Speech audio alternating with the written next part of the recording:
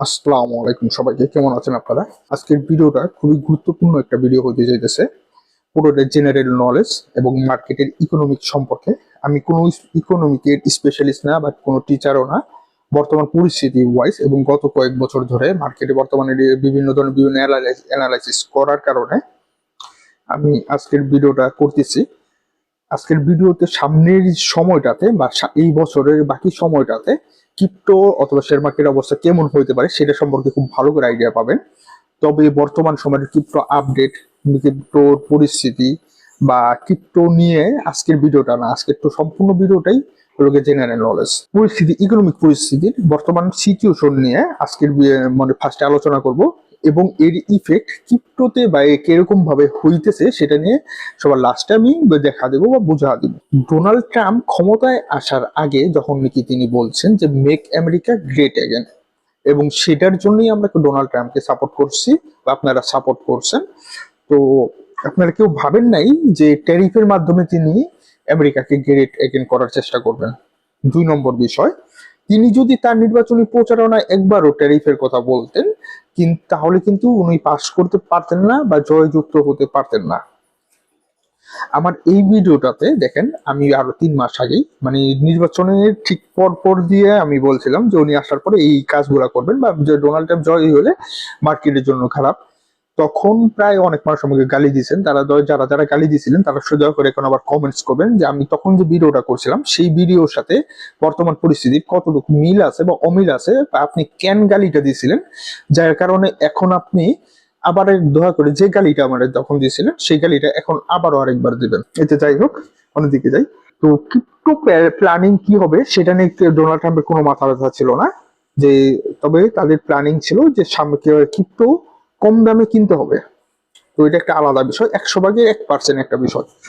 তো ডোনাল্ড ট্রাম্পের যে বিষয়টা প্ল্যানিংটা ছিল সেটা হলো কি, যে মেক আমেরিকা গ্রেট এগেন, সেটার কি আসার সাথে সাথে সে আমেরিকার ব্যয় কমাবে, সেটার জন্য সে একটা তৈরি করে ডজ। আজকে ভিডিওটা সম্পূর্ণভাবে জেনারেল নলেজের বিষয় পরিস্থিতি। আপনি যদি পুরোটা দেখেন তাহলে আপনি নিজেই বুঝে যাবেন যে সামনে ক্রিপ্টোতে বা ট্রেডিং এ বা অথবা শেয়ার মার্কেটের পরিস্থিতি কেমন হইতে যাইতেছে। ঠিক আছে, তো আমি জাস্ট পুরোটা ভাঙায়া আপনার চোখের মধ্যে তুলে দিব, আপনি নিজে বুঝে যাবেন, আমি বলবো না যে এটা হবে। তো সেই ডজের কাজ কি ছিল, যে কোথায় কোথায় এক্সপেন্ডিচার বেশি, কোথায় কোথায় আমেরিকার ব্যয় বেশি সেইগুলাকে খুঁজে বের করো, অযথা ব্যয় বেশি সেগুলোকে খুঁজে বের করো, কোথায় আমাকে কি করতে হবে, কতটুকু ব্যয় কমাইতে হবে, কোথায় আমাকে ব্যয় কাদেরকে চাকরি থেকে ছাড়াই করতে হবে সেইগুলোকে খুঁজে বাই করার কাজ হলো। এবং সেটা হঠাৎ করে নেন নাই, সেটা আগে থাকতেই তারা পেপার ওয়ার্ক করে আসছেন। গত 2 তারিখে মানে গতকালকে যে ট্যারিফটা দিলেন, রেসিপ্রোকাল ট্যারিফ, এটার মানে কি, পারস্পরিক শুল্ক। এই পারস্পরিক শুল্কের কাজটা কি, যে তুমি আমার উপর যত পার্সেন্ট বা আরেকটা দেশ আমার উপর যত পার্সেন্ট শুল্ক দিয়ে রাখছে, আমিও সেই দেশের উপর তার চেয়ে বেশি শুল্ক দিব। এতে এটা একটা নিয়ম দিয়ে আমেরিকা আইসাই মনে করেন বিভিন্ন দেশকে ডাকতে পারতেন যে আমেরিকার উপর যে শুল্ক গুলা দিছ বা দিছেন আপনারা, সেগুলাকে আপনারা কমান অথবা আপনাকে সেই দিকে সেগুলাকে মানে অফ করেন। কিন্তু ডোনাল্ড ট্রাম্প গেমটা খেলছে অন্যভাবে, সাইকোলজিক্যালি কি খেলছে, এই যে রেসিপ্রোকাল ট্যারিফ দিছে, এখন ডোনাল্ড ট্রাম্প মনে করে যে আর তাদের কাছে যাইতে হবে না বা মিটিং রাখতে হবে না, তারাই আসবে। যে ডোনাল্ড ট্রাম্প চাইতেছে যে তোরা আমার কাছে আইসা বল যে ডোনাল্ড ট্রাম্প, আমার দেশ আপনার পণ্যের উপর 20% শুল্ক ছিল, আমি সেটাকে 5% কমা দিয়েছি, আপনি দয়া করে যে 2 দিন আগে আমার উপর ট্যারিফটা দিয়েছেন সেটা কিছুটা কমা দেন। 2 নম্বর বিষয়, কেউ এসে বলতে পারবে না যে আগে আমাদের উপর ট্যারিফ ছিল না এখন কেন দিচ্ছেন, এইটা বলতে পারবে না। এখন আইসা তাদেরকে বলতে হবে যে আপনি যখন দিচ্ছেন তাহলে আর একটু কমা দেন, আমার দেশের জন্য একটু ভালো হয়। এটা একটা মাইন্ড গেম, এটা একটা সাইকোলজিক্যাল গেম। ঠিক আছে, 3 নম্বর বিষয়, এই যে ট্যারিফটা দিছে, এই ট্যারিফটা কার্যকারিতা কিভাবে হবে, কার্যকারিতাটা হবে 4 ভাবে। এটা সম্পূর্ণভাবে সাইকোলজিক্যালি, এই ট্যারিফটা সাইকোলজিক্যালি কিভাবে কার্যকারিতা হবে, যে আমেরিকার ইনকাম বাড়বে। বর্তমান বিশ্ব পরিস্থিতির অবস্থা খারাপ হবে কিন্তু আমেরিকার ইনকাম বাড়বে। ঠিক আছে, আপনারা এখন বলতে পারেন যে শুল্কের মাধ্যমে আমেরিকার ইনকাম কিভাবে বাড়বে।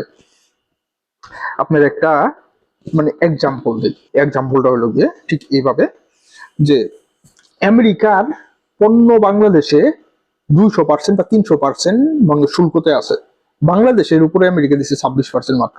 ধরেন যে আমেরিকার গাড়ির উপর 200-300% বা ধরলাম যে 30% ট্যারিফ আছে, তাই না? আমেরিকার একটা পণ্য বাংলাদেশে 30% আছে, আর বাংলাদেশের পণ্য আমেরিকায় 40% আছে, বা 20%ই আছে ধরলাম, ঠিক আছে? আমেরিকার পণ্য বাংলাদেশে 30, আর বাংলাদেশের পণ্য আমেরিকায় 20%। তো বাংলাদেশ আমেরিকার উপর নির্ভর করে না আমেরিকা বাংলাদেশের উপর নির্ভর করে? আমাদের গার্মেন্টস শিল্প বা আমাদের মনে র মেটেরিয়াল অনেক কিছু আমেরিকার উপর নির্ভর করে, বাট আমেরিকা বাংলাদেশের উপর নির্ভর না করলে চলবে, তাই না?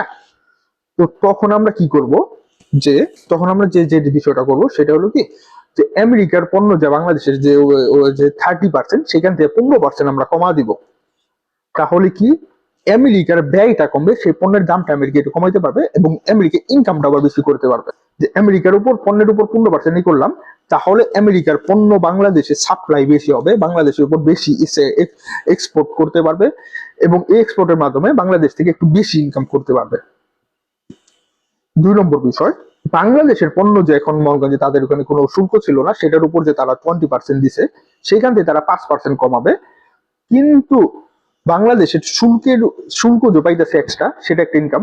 2 নম্বর কথা, বাংলাদেশের যে পণ্যটা আছে, ধরেন যে একটা শার্ট আমরা আমেরিকায় পাঠাই, সেটা 20 টাকা ছিল, শুল্কর পরে সেটা 25 টাকা হয়ে গেল গা। এখন আমেরিকায় সেম একই রকমের শার্ট, দেখেন যে আমেরিকাতে সেটা $40 ছিল, ঠিক আছে? ধরলাম। তো আমেরিকা ডোনাল্ড ট্রাম্প এখন যে ধরনের শর্ত দিতেছেন বা যে ধরনের সুবিধা দিতেছেন, যে আমেরিকায় পণ্য তৈরি করো, তাহলে তোমাদেরকে ছাড় দেওয়া হবে, শুল্ক ছাড় দেওয়া হবে, ভ্যাট ট্যাক্স কমা দেওয়া হবে, আমেরিকায় প্রোডাকশন বাড়াও। তো আমেরিকা থেকে সেটা মনে করেন যে কমায় আরো 10 টাকা কম করে দিল, 30। তো আমেরিকার জনগণ তখন চিন্তা করবে কি, যে 5 টাকা কমের জন্য এখন আমি আরেক দেশের পণ্যটা কিনবো। আগে কি করতো, যে 15-20 টাকা, বা সেটা অনেক ডলার, অনেক বড় বিষয়, কিন্তু এখন কিন্তু সেটা একটা তারতম্যটা কমে আসছে, এটা একটা বিষয়।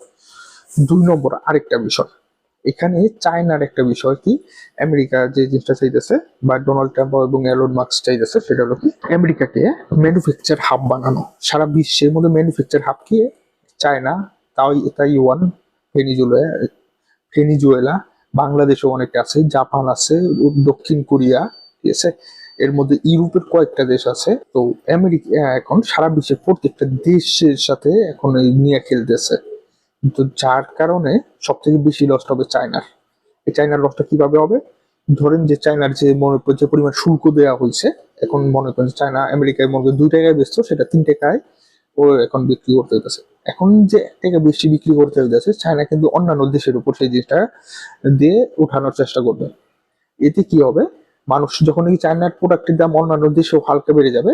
আমেরিকা তো মনে করেন যে প্রত্যেকটা দেশকে শুল্ক দিছে, যে বাংলাদেশকে 30% দিলাম, তো বাংলাদেশটা আমাদের কাছে আসবে, আসার পরে বলবো যে ঠিক আছে আমাদের শুল্ক কম, তাহলে তোমাদের শুল্ক কমাবো। প্রত্যেকটা দেশ কিন্তু আমেরিকার শুল্ক এখন কমা দিবে, প্রত্যেকটা দেশ কিছু দেশ আমেরিকার উপর শুল্ক দিবে, কিছু দেশ আমেরিকার উপর শুল্ক বাড়া দিবে, কিন্তু আমেরিকার টার্গেট কি, দরিদ্র দেশ এবং নিম্ন মধ্যবিত্ত দেশ, নিম্ন অথবা মধ্যবিত্ত দেশ, ঠিক আছে? এইটা হলো মেন টার্গেট, বড় দেশগুলো না। এখানে একটা সাইকোলজিক্যাল গেম হয়ে যাচ্ছে, এই জিনিসটা বোঝার চেষ্টা করবেন। এই জিনিসটা যদি হয়ে যায়, তাহলে কি হবে, তখন চিন্তা করবে মানুষ, সাধারণ মানুষ চিন্তা করবে যে চাইনিজ প্রোডাক্ট আমরা কেন ইউজ করতাম, কম দামে পাইতাম। কিন্তু সবার কিন্তু লক্ষ্য থাকে ব্র্যান্ডেড প্রোডাক্ট, আমেরিকার প্রোডাক্ট বা ওয়েস্টার্ন প্রোডাক্ট অথবা পশ্চিমা প্রোডাক্ট। তখন চিন্তা করবে কি, যে চাইনিজ প্রোডাক্ট আমি 8 টাকায় পাইতেছি, তো আমেরিকার প্রোডাক্ট 2 টাকা বেশি, তাহলে 2 টাকা বেশির জন্য একটা ব্র্যান্ডেড বা ভালো জিনিস ইউজ করবো। চাইনিজ মানে তো মনে করি আমরা টেকসই মনে করি না বা ভালো জিনিস মনে করি না। গেমগুলো কিভাবে খেলতেছে এবং ক্রিপ্টোর সাথে কিভাবে সম্পর্কিত, সেই জিনিসটা দেখা দিব বা বুঝা দিব একটু পরে। জাস্ট একটু বড় হলো ভিডিওটা, বোঝার চেষ্টা করবেন। 3 নম্বর বিষয় হলো কি, হ্যাবিটের বিষয়টা কি, ধরেন যে আপনি 6 টাকা বা 8 টাকা দিয়ে একটা চাইনিজ প্রোডাক্ট কিনতেন, কিন্তু আপনি হঠাৎ করে আমেরিকার প্রোডাক্ট 2 টাকা বেশি দিয়ে কেনা শুরু করলেন, কারণ বেশি একটা এখন আর পার্থক্য নাই। তখন আপনি কি করবেন, চাইনিজ জিনিসটা কিনতে কিন্তু আমেরিকার জিনিস বা অন্যান্য জিনিসগুলোর মধ্যে বেশি ফ্লেক্সিবিলিটি পাবেন, বেশি ভালো পাবেন, বা বেশি ইউজ করে মজা পাইবেন, এবং মনের ভিতরে একটা শান্তি থাকবে। তখন হঠাৎ করে যদি আপনি সেটাকে চেঞ্জ করে আবার অন্যটা মধ্যে যান, তখন কিন্তু আপনাকে ভালো লাগবে না। এসে ধরেন যে অনেকে স্যামসাং ইউজ করে, স্যামসাং ছাড়া অন্য মোবাইল ভালো লাগে না, এরকমই মনে করেন বিষয়টা। তারা কিন্তু মনে করছে চাইনিজ বিষয় যাইতে চাবে না, তখন চিন্তা করবে যে 2টা বিষয় হলো আমি এখানে থাকি, এবং অভ্যাস যদি ভিতরে হয়ে যায় যে আমি অমুক ব্র্যান্ডেডটা ইউজ করি, তখন কিন্তু সে সেটাকে শিফট করে অন্যটার মধ্যে যাইতে চাবে না। এরপর 4 নম্বর যে বিষয়টা, সেটা কি, তার আমেরিকার যারা কম্পিটিটর, তাদের কিন্তু এখন আর্নিং কমে গেলো। এখন কি করতে হবে, তাদেরকেও অটোমেটিক্যালি সারা বিশ্বে তাদের প্রোডাক্টগুলোর মধ্যে দাম বাড়াইতেই হবে, তাই না? তো এখন যদি তারা তাদের প্রোডাক্টগুলোর মধ্যে দাম বাড়ায়, তাহলে কি আমেরিকা তাদের দেশে তাদের প্রোডাক্টগুলোর দাম কমাইলো, তাদের সুযোগ দিল যে হ্যাঁ ঠিক আছে আপনারা কম দামে তৈরি করেন। দুই নম্বর কি, পৃথিবীর বিভিন্ন দেশে আমেরিকার উপর যারা নাকি শুল্ক দিয়েছিল তারা তো আমেরিকার কাছে যাবে যে আমাদের উপর শুল্কটা কমাতে, তখন বলবে যে তোমরা আমেরিকার প্রোডাক্ট যেগুলো আছে সেগুলোর উপর শুল্ক কমাও, তার মানে সেই প্রোডাক্ট গুলোর উপর শুল্ক কমা দিবে।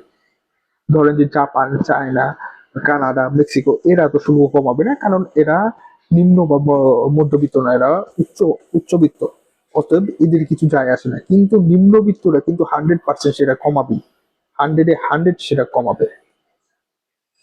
এখন এই যে বিষয়টা, এটার মার্কেট, ক্রিপ্টো মার্কেট এবং শেয়ার মার্কেটে কিভাবে ইফেক্ট হয় সেটা হলো বোঝার বিষয়। এই বিষয়টা খুবই সুন্দর, আমি একটু ডিটেলে বোঝানোর চেষ্টা করি। কালকে আরেকটা গেম খেলা হয়েছে, পরশু দিনকে বলা হলো যে না, বড় দেশগুলা বা মনে করেন যে যেসব দেশের উপর মনে করেন যে এই যে ট্যারিফ দেওয়া হচ্ছে, মোটামুটি এই এখন 2 তারিখে ট্যারিফটা এতটা দেয়া হবে না। এটা হলো একটা মাইন্ড গেম বা একটা সাইকোলজিক্যাল গেম। তার মানে কি, আপনারা মার্কেটে যারা নাকি এক্সিট হওয়ার প্ল্যানিং করছিলেন যে তারা যাতে এক্সিট না হয়, কিন্তু 2 তারিখে যে ট্যারিফ আসবে সেটা কিন্তু আমরা 100% শিওর ছিলাম বা অনেকদিন ধরে বলে দিতেছিলাম।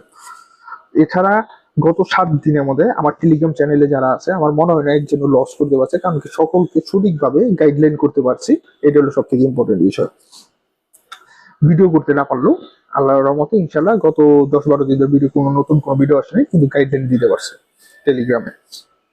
তো গতকালকে 88,000 থেকে 82,000 আসলো, সেটা কি মার্কেট থেকে এক্সিট হয়েছে, লিকুইডিটি হয়েছে, বা মার্কেট থেকে 1 ট্রিলিয়ন বা হাফ ট্রিলিয়ন বা 1 বিলিয়ন টাকা বাইরে হয়ে গেছে? না। যখনই ট্যারিফের ঘোষণাটা আসছে তখনই মার্কেট ডাউন হয়েছে, সেটা প্যানিকে, ফোমোতে, ঠিক আছে?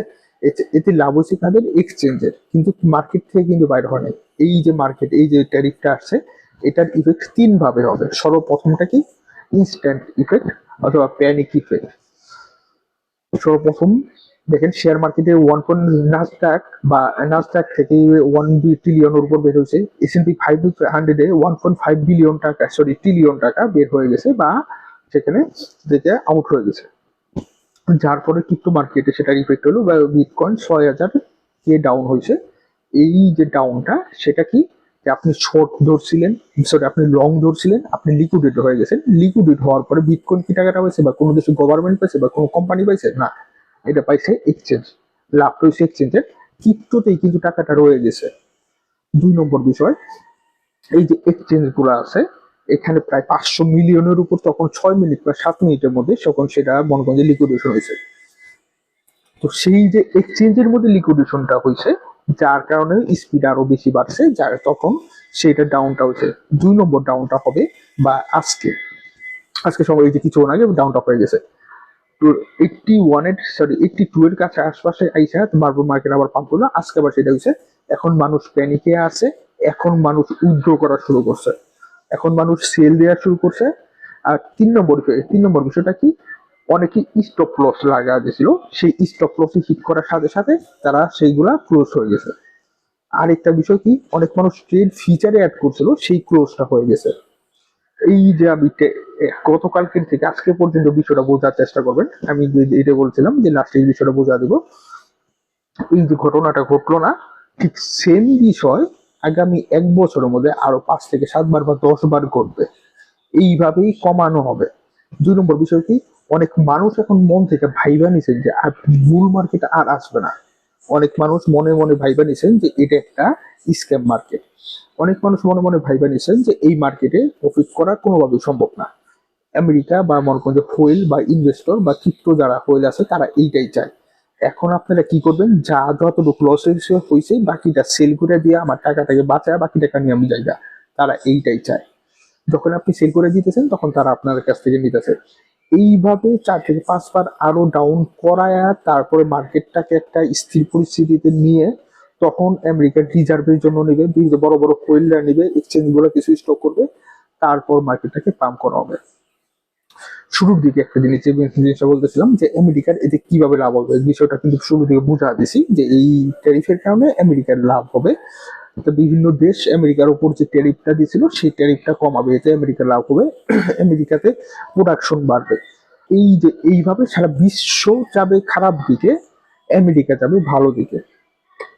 আর এই যে বিষয়টাকে ইউজ করে যখন এই ক্রিপ্টোতে মানুষ মনে করেন যে হাল ছাইটা দিবে, তখন আমেরিকা এখান থেকে রিজার্ভে নেওয়া শুরু করবে।